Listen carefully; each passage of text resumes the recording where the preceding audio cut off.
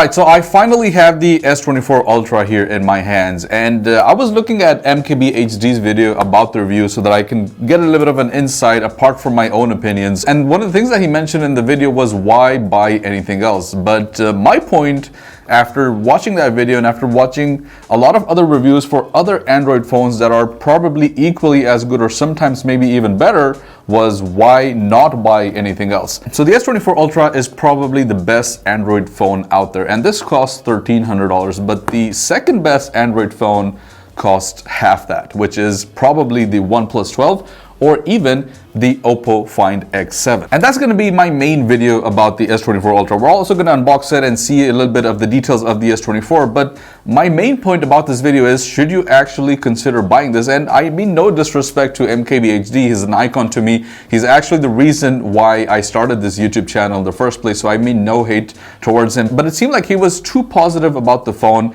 and his video, in all honesty, seemed like an ad for Samsung instead of an honest review. I know that a lot of people kind of immediately start comparing iPhones to the Samsung S24 Ultra, specifically the iPhone 15 Pro Max right now, which also has a titanium body, and so does the S24 Ultra. And that's all very natural. I think that's something that we all know. Both of these companies copy each other.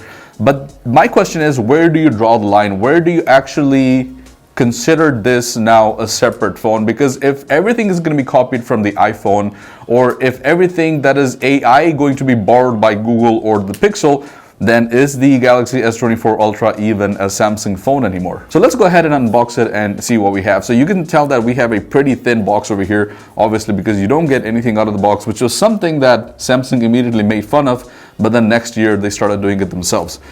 So we have 12 gigs of RAM, 256 gigs of internal storage. You can buy this with 512 gigs of storage up to 1 terabyte as well, and 12 gigs of RAM is what you'll get as a default. But before that, let me mention that the Oppo Find X7 can also come with 12 or 16 gigs of RAM. So again, there's another point there, and similar to the OnePlus 12, which just came out, which has 24 gigs of RAM. So we have the natural titanium color, which is a very similar color to the to what we have on the iPhone 15 Pro this time. The frame is made up of aluminum, and it actually feels a little bit lightweight. If you look at past generations, this is a very similar looking phone. So design wise, there's really not a lot of changes apart from some subtle changes here and there. So the phone this time has a flat edge display, and that's probably after 2015, because every phone, every S series phone after I believe the Galaxy S6 had a curved display. So this is the first time that we're seeing a phone that does not have a curved display on a Samsung. Now we have a 6.8-inch display here, and the display again is also pretty much the exact same as last year, so we don't have any changes whatsoever. It is a 6.8-inch display. I should mention that Samsung claims that this time the display and the overall phone is actually stronger, or it's actually more durable. But I'm already seeing scratches and some marks here and there on a brand new phone. And even on the display, one of the things that was upgraded this time was that we have Gorilla Glass Armor this time as compared to Gorilla Glass Victus 2. And they claim that this is 4 times stronger than the competition. But my question was, who is the competition here? Like, who are they specifically talking about? But then you start looking at the scratches, and you start looking at some of the imperfections here, and you wonder whether this is actually more scratch resistant. One thing that I do like is that for the first time, because of a flat edge display, the bezels are all symmetrically the same. So you're now getting equally thick bezels all around the phone, and even the camera is a little bit smaller, so aesthetically it just looks much more better. And from a practical point of view, I also think that the flat edge also looks much better as compared to the curved edge display. And a lot of people will kind of have an opinion on that.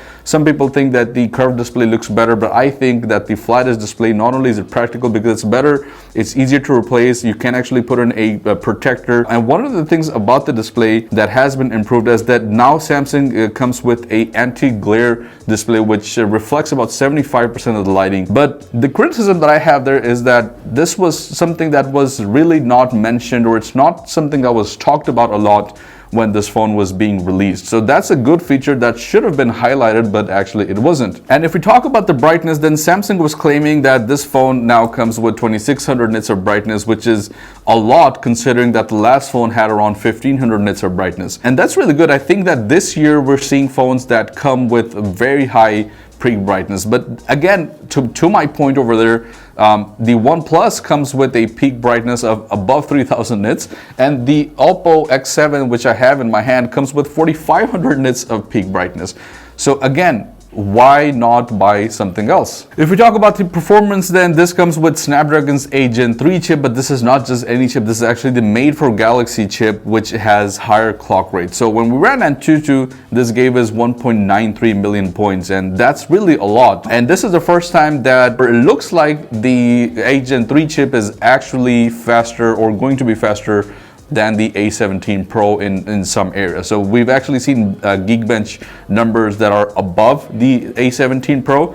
Not sure if that's sustainable, or that's going to be something that's going to be sustainable in the long run. So 1.93 points over here, and please remember that this is the made for Galaxy chipset, which actually has the higher clock rate. But let me go ahead and also show you guys the numbers that we have on the Oppo Find X7 Ultra, which come at 2.1 million points. And keep in mind that this is not the made for Galaxy chipset, this is just the regular Snapdragon 8 Gen 3 chip. So then my point is, why not buy something else? And then you also get 12 gigs of RAM, as I did mention, but then you have other phones that are now starting to come with 12 gigs of RAM as a default. This was upgraded from 8 gigs.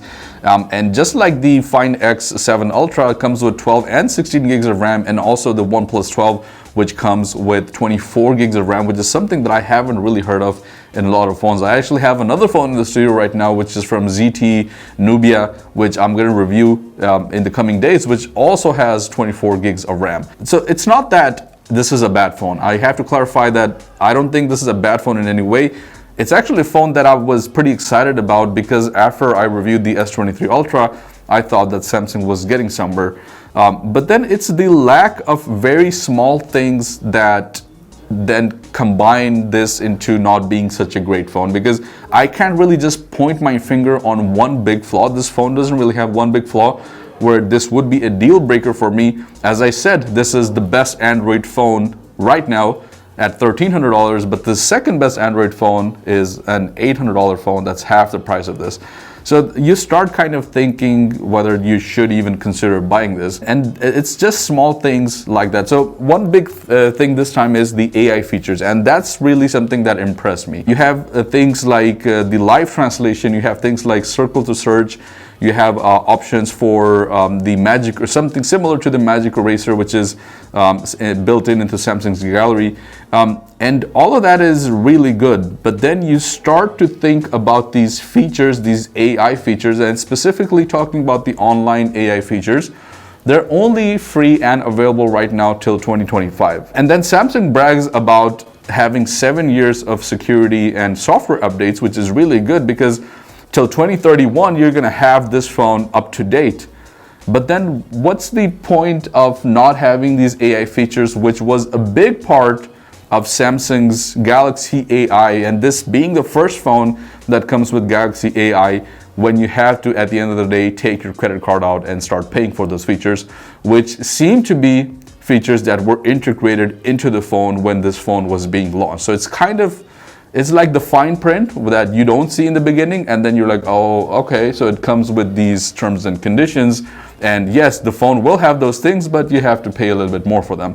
And you're already spending $1,300 right here for a phone that then has subpar features, or is not really the best when it comes to the features. And it's stuff like that. Like, I know I'll get a lot of hate for this video. I know people will not really like me talking negatively about the phone and about MKBHD's review. And again, I mean no disrespect to him. He's an idol to me. But I feel like these things that really matter are not really discussed. And then it comes down to the 7 years of software updates as well. So Do you really think that you're going to spend 7 years with this phone? So you'll still have this phone 7 years from today is my big question. But then people are like, oh, when you resell it, you can make sure that, you know, whoever is buying it will have the latest software update. Yeah, that's good for them. That doesn't really give you any benefit. And now if we come down to the battery, and then this now has a 5,000 milliampere battery, which same as last year as well. And then a lot of other phones, like the phone that I reviewed in my previous video,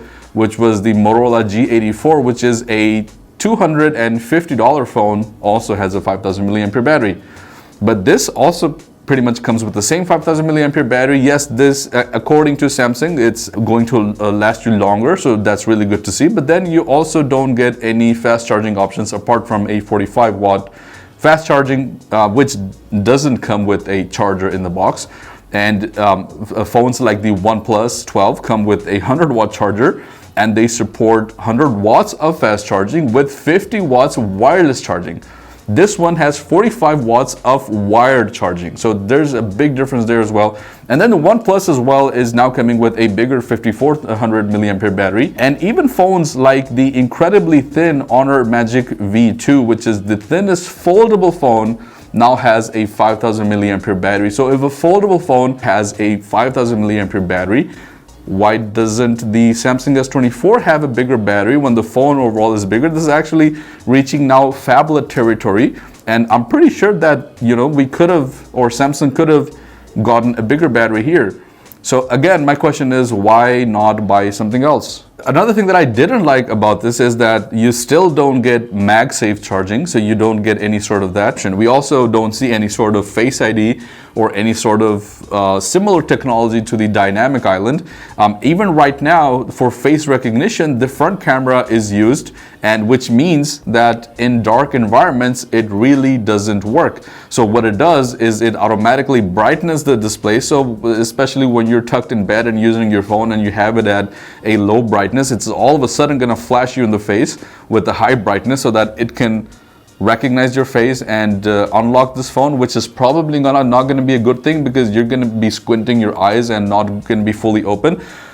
So I mean, it's these small things. It's not, again, I'm not saying that this is a bad phone, but there's small things that kind of make you not want to buy this phone. And the reason why a lot of people switch from phones like this to eventually buying an iPhone is because Apple has pretty much thought about all of those things. And yes, you may miss out on a couple of features here and there. Overall, in the long run, an iPhone seems like a better phone and a better investment. If we talk about the cameras, then Samsung pretty much has the same set of last year. So we have a 200 megapixel main camera, then you have two 50 megapixel cameras. The 10 megapixel telephoto lens has been upgraded to a 50 megapixel camera, but the zoom has now been decreased from 10 times down to 5 times, and that kind of seems like a downgrade, but I don't think it really is a downgrade, because you're still able to kind of zoom to that level if you want to, and the higher megapixel count kind of you can say compromises for the lack of zoom, and then 5 times is probably one of the more practical or one of the more utilitarian zoom levels. But there's one thing that I also didn't like. Samsung claims that this time there has been the optimization with third-party applications such as Instagram and Snapchat, which means that you're going to get the same quality when you're taking a picture and uploading it to Instagram or Snapchat, which has never been a problem with an iPhone, but it has always been a problem with an Android phone. And they claim this time, and I think they even claimed the same thing last year. And I believe that last year the S23 or the S22 had an Instagram button inside the camera app on the phone that allow you to take pictures right from there. But when I uploaded a few pictures to Instagram and Snapchat, it was still kind of the same subpar quality. So I don't think that there's really been an optimization, even though Samsung is claiming to have done that. If we talk about the AI features, so there's been a lot of AI upgrades this time. My criticism there was that these features are now mostly Google Pixel features. So yes, there's a lot of innovation here. There's a lot of new changes to the phone. There's been improvements to the phone, but are they really Samsung's own innovation, or are they just borrowed from other places and then copy pasted into a new phone that Samsung claims to be their own? So my question is this really an S24 Ultra? Can you actually even consider this a Samsung phone anymore? And that's some of the things that I feel that MKBHD didn't talk about. I believe that a lot of people will immediately be impressed by this phone, and I was too, but then you start to use this phone longer and longer, and you start to get more critical, and you start noticing flaws and other things that you didn't see at first. So I'm not saying this is not a good phone by any means. I'm not saying don't go ahead and spend $1,300. If you have it, yeah, go ahead. This is, as I said, this is probably the best Android phone that you can buy there right now. But the second best Android phone is a phone that costs $700, $800, half the price of a Samsung S23 Ultra. So again, that's my video on the Samsung S24 Ultra. I'm sorry if I offended anyone. I don't mean to. I'm just being honest and straightforward about what I see here. Let me know your thoughts down in the comments below. Do you think this is something that it's only me? Do you guys also feel the same? And again, no disrespect to MKBHD. He's an idol to me and I respect him massively. But I just wanted to do my version of the S24 Ultra. Let me know your thoughts down in the comments below. Thank you so much for watching, and I'll see you guys in the next one. Peace out.